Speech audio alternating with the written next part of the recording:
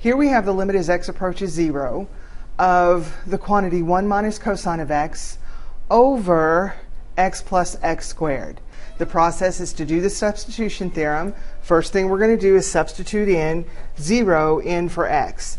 Okay, and we do get 0 over 0 because the cosine of 0 is 1, so the numerator is 1 minus 1, and of course 0 plus 0 squared, the denominator is 0 as well. So you can see I've applied L'Hopital's rule here. I found the derivative of the numerator over the derivative of the denominator, and we have a system reset, and we do another substitution theorem here.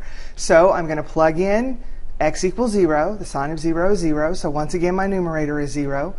But when I plug in x equals 0 in the denominator, I don't get 0. I actually get 1. So this is 0 over 1. So as inputs get near 0 on the original function, the outputs get near 0. And I use this example because I want it to be a cautionary tale. I want you, over that equal sign, every step along the way, I want you to show me the result of your substitution theorem. And over that equal sign, if you have 0 over 0 or you have infinity over infinity, that's your ticket to keep going with applying L'Hopital's rule. But if you don't get an indeterminate form, I want you to stop. So here's this function. Let's say that I continued on. This is brought down from here. And let's say that I didn't pay any attention. I didn't try to do the substitution theorem.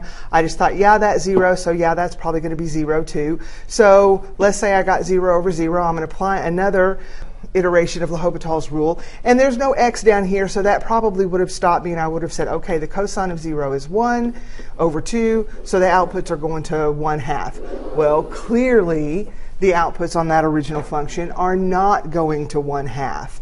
So this is the main reason why. This is proving to you why I want at each and every iteration where you actually took the derivative of the numerator and then took the derivative of the denominator, I want you to stop and show yourself and me and the AP reader that when you did the substitution theorem, you did indeed have one of the two indeterminate forms that says that you can continue to use L'Hopital's rule. And in the absence of that, like we did up here in this second step up at the top, stop.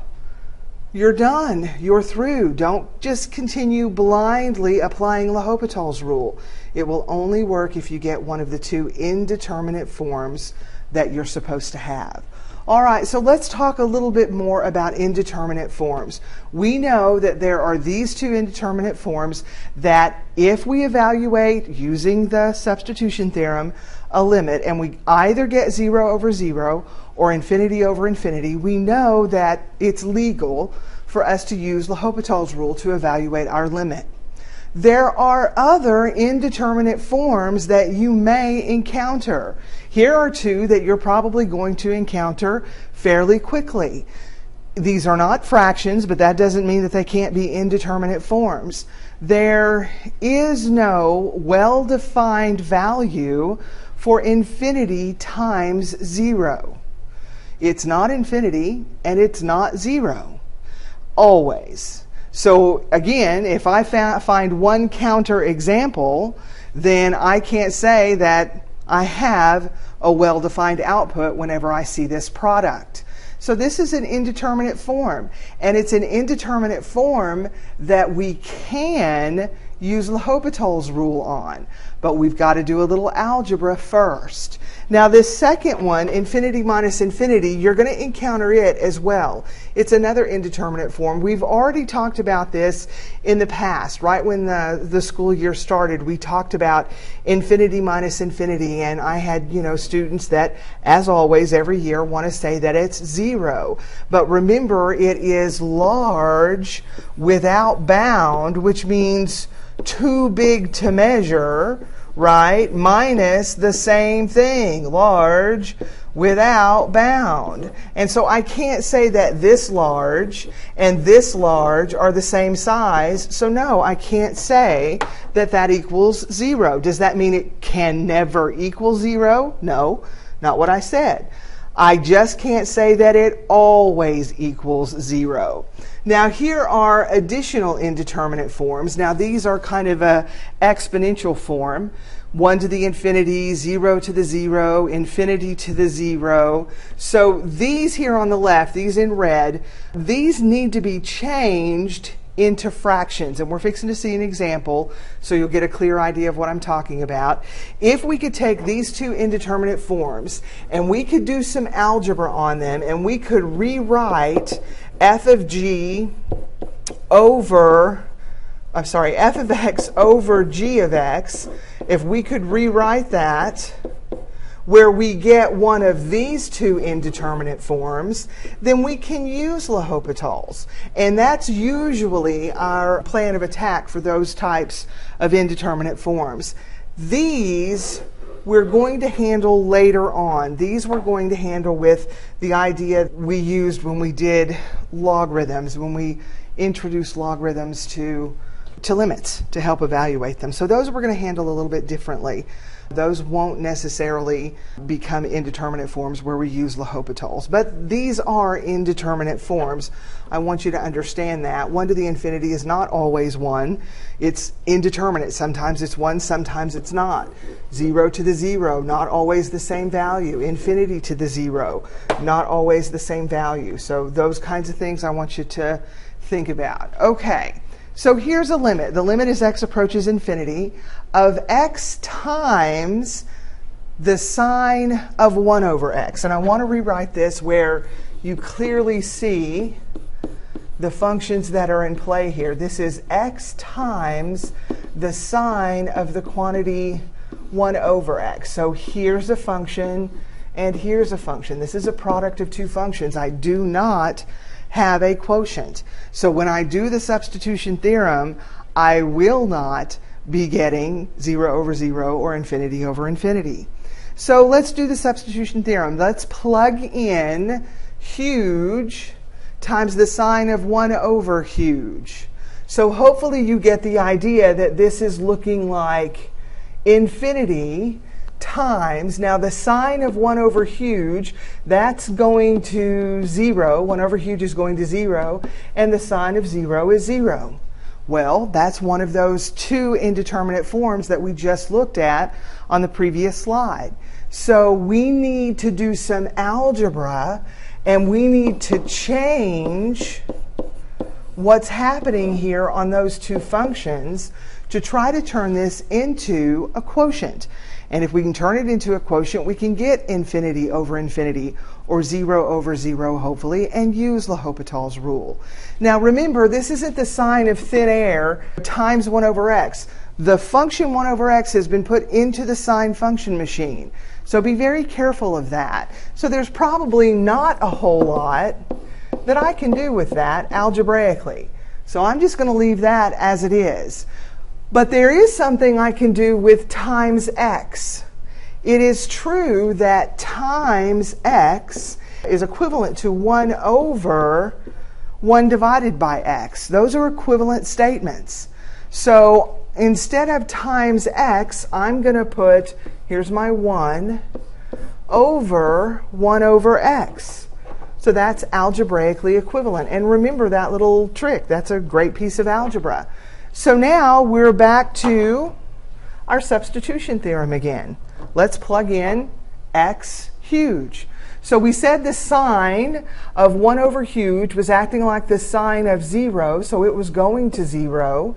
And down here in the denominator, look what's happening. 1 over huge is tiny. Finally, that's what I need. I have an indeterminate form where I can use L'Hopital's rule. So let's do that. The limit as x approaches infinity. The derivative in the numerator is the derivative of the outside, not changing the inside, that's all one function, times the derivative of what's inside. And you can do the quotient rule if you want to. I'm not going to take time here to do that. Okay, and the derivative of the bottom using the quotient rule gets me that as well. Now look what happens. This is fantastic. Those cancel. This cleans up to the limit as x approaches infinity of the cosine of 1 over x.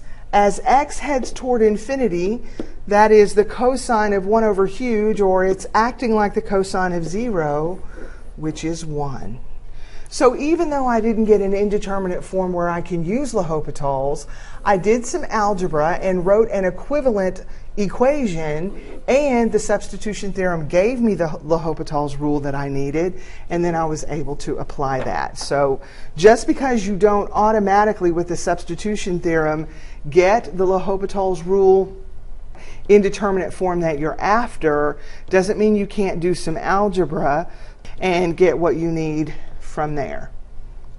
We'll handle infinity minus infinity in much the same way. We're going to hone our algebra skills. We're going to try to change infinity minus infinity into a quotient where we can hopefully get 0 over 0 or infinity over infinity. We'll have some homework problems like that, so you'll see that next time in class whenever we're doing homework. Here are the other 3 indeterminate forms that I showed you a while ago, and they're all exponential in type. We will evaluate these limits and we'll deal with these indeterminate forms later on in the semester. We'll introduce logarithms and we'll change the form. And so this doesn't really apply to L'Hopital's rule, but since we're talking about indeterminate forms, I wanted you to see that. Now, every time you see 0 or infinity in some sort of mathematical operation, it doesn't mean it's an indeterminate form. Usually this is what students do. They'll say, well, hey, infinity times infinity has to be indeterminate because we got infinity, we got some sort of math operation, and we got infinity again. Sometimes you're going to see things that are not indeterminate forms. For instance, this is not an indeterminate form. If we were inside of a limit, if our numerators were acting like 0 or tiny, and our denominators were acting like huge, well, it's always true that something tiny divided by something huge is going to give us what? It's going to give us tiny. Okay? So that's not an indeterminate form. That's working really well together. Here's another one that's not an indeterminate form. If my numerator is really blowing up and really getting big really, really fast, and my denominator is staying really, really small and not changing in value much, well, then the outputs of that function in the limit are blowing up really fast. That's infinity. Infinity plus infinity, large without bound plus large without bound, will leave me at large without bound. That's not indeterminate every single time. Infinity plus infinity, infinity times infinity, that's huge. That's going to infinity. This is not an indeterminate form. Those are not, which we'll talk about those later. All right, so in each of these cases, these first 4 we have over here, all the forces for growth or for slowing growth, they're all working together. They're not working against each other like infinity minus infinity or infinity times 0. All right, so that finishes the L'Hopital's videos, and so come next time and we'll work some great homework problems. We'll hone our algebra skills a little bit more, so come ready to do some homework problems on L'Hopital's rule next time.